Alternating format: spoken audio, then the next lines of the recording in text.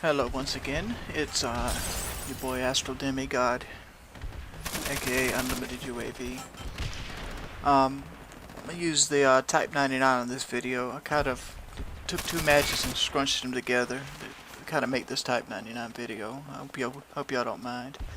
Um, the Type 99 is a light machine gun. It has a low ammo capacity, and has a Type 3 ratio. Has a Type 3 deep impact ratio with deep impact.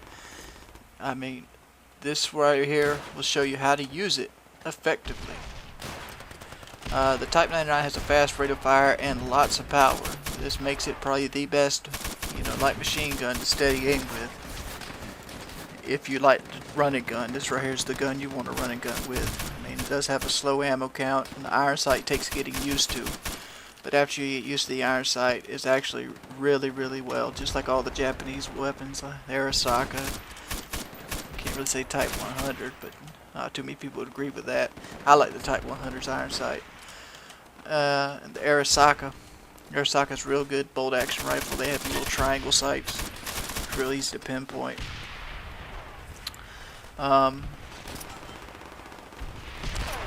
I was speaking on another video about deep impact ratios. Type 3 will pretty much shoot through everything, but Type 4 objects, which nothing can shoot through Type 4 objects. Type 4 objects being like the big thick brick wall on Dome, the one that actually separates the stage from the inside. Sandbags are Type 4. If you're behind sandbags, there's no bullet going to penetrate it. You're 100% safe. I mean, if you've ever played one-on-one at stages like Dome, or mainly Dome, that's where most one-on-ones are played at, you'll notice a lot of people snake behind the sandbags on the ground, or hide behind a little barrier with the sandbags. That's because you can't shoot through them. That's 100% cover. I mean, no matter what gun they have, they will protect you. That way, if you're facing somebody who is beating you up on Dome one-on-one, and maybe you say you're good with your Type 99 or DP28, or hell, even MP40. You put deep impact on MP40 and go to Courtyard. You can shoot through every wall in Courtyard with a deep impact submachine gun, because those are all Type 1 walls. And you'll probably beat him up because he'll be standing behind cover thinking he's safe. I love this gun. It's one of my most used guns. If I create a montage, it's probably going to create a montage of this gun right here first.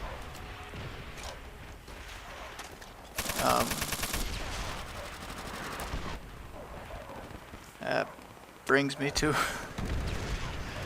the next valley here. I mean, what you want to do is you want to burst fire it. I know somebody's made a comment on me about my 40 in 1 bar video, how I pretty much pop shoot every weapon I play with. The Call of Duty 4 and 5 engines are set up that every bullet you shoot will go straight on the first shot of the recoil, and every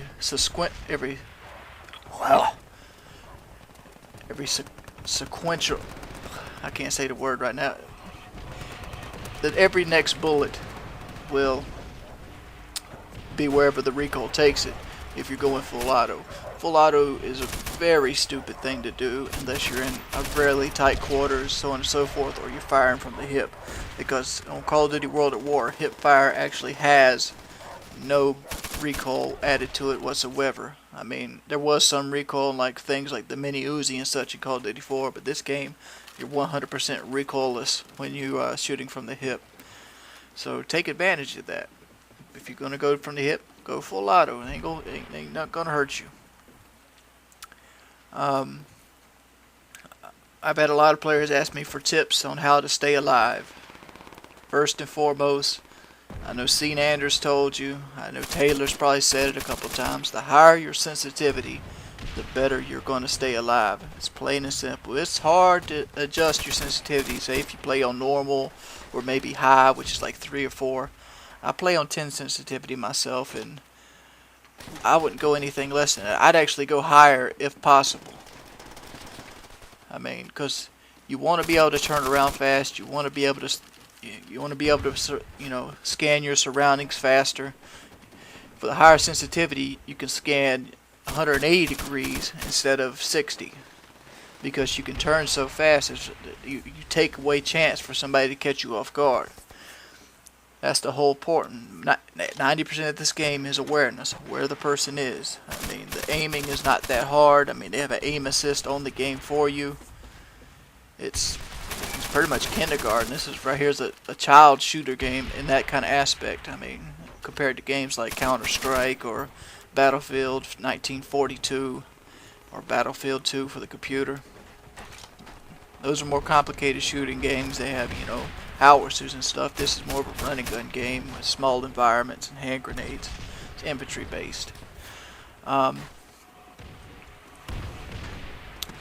So pretty much machine guns, I would run nothing but deep impact on them, because that's their main. That's their big thing. They're big stationary weapons that can shoot through everything. So take advantage of it. I mean, you hit a guy a couple of times, just keep shooting right behind the wall. Guy runs behind a piece of wood, keep shooting. Pretty much can guess the trajectory of where the guy's going to be at. You can also do something I like to call fishing.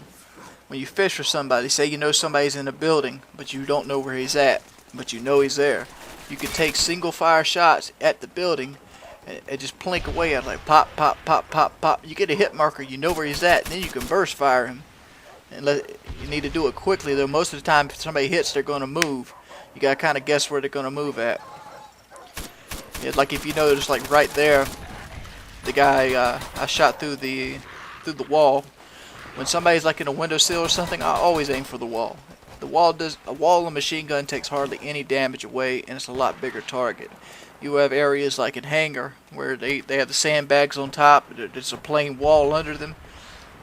If you're shooting up for the person, you only have like 15% of the body showing, and then if you go any lower, you're hitting a Type 4 blockade. Shoot the wall, dude. The wall, there's probably 45% of the body under the wall, which is a lot bigger target. Shoot it. Plain and simple. Take advantage of the weapon you have. It's not a submachine gun. It doesn't use a pistol round. It uses a rifle round. It's designed to penetrate stuff. It's designed to kill you. Plain and simple. Was there anything else? Oh, I'm still looking for a graphic artist. I know my channel background is kind of bland lately. Probably going to be posting 2 more vids along with this one. Let me go ahead and say this. If the video is only 30 or 40 minutes after I've posted it, there's something on YouTube called a processing time. This processing time basically means the video has to process onto the site, and it's going to take about an hour to an hour and a half before you get full quality on the thing. My quality hasn't took a hit. It's just the video hasn't processed. You need to pay attention to this kind of stuff. I mean, I'm not going to go out of my way and make shitty looking videos just to piss people off. Oh, hold up. Right here's my, I killed 5 people with 1 clip of the Type 99 right here. It's pretty cool. That's effective burst firing right there.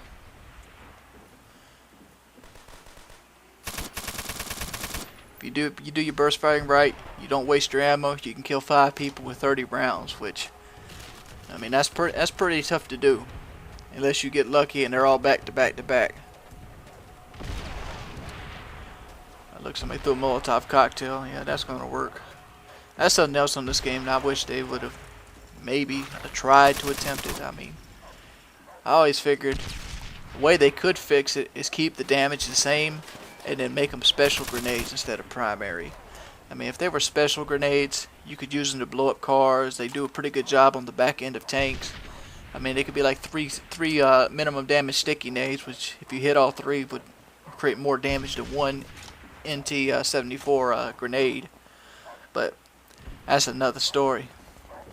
I know Taylor already did the gun information on the Type 99 on his channel. You should check that out if you haven't. I mean, but he did forget one aspect of the Type 99 I wanted to point out. If you see the handle just behind the clip, that isn't a carrying handle. What that handle is there for is to remove the barrel after it warps or melts on the gunner and his crew. You'll see like guns like the Saw have it as well.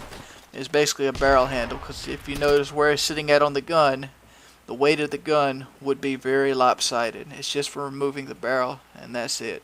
I mean, you could probably use it to carry it over your shoulder or something of that nature, but you're hurting your gun doing that stuff. I just wanted to let y'all know what the handle is there for on machine guns of that nature. It's for changing the barrel out.